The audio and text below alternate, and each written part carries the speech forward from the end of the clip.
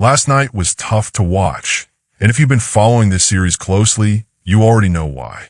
The Canadiens had another real opportunity to steal a game they probably shouldn't have won on paper, and for the second straight time, they just couldn't get it done. Against a team like Carolina, that stings. The Hurricanes are built to punish you when you leave the door open, and Montreal left it open just long enough. That said, let's keep some perspective here, because it's easy to spiral after a night like that. The series is 2-1. One win tomorrow night, and we're right back to even. This thing is far from over, and anyone telling you otherwise is getting a little ahead of themselves. Martin St. Louis held his press conference today, and honestly, he didn't look like a man who thought his season was slipping away. Sure, he gave a couple of short answers, maybe a bit clipped, but that's not the same as being defeated.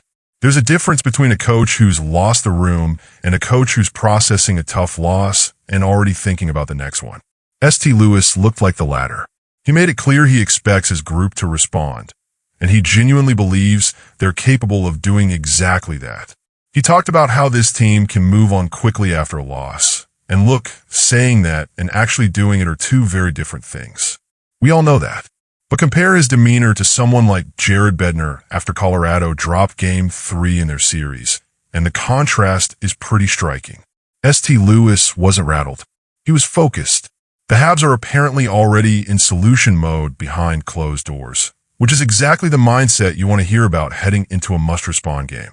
Not a must-win, not yet, but absolutely a game where the character of this group gets tested in a very real way.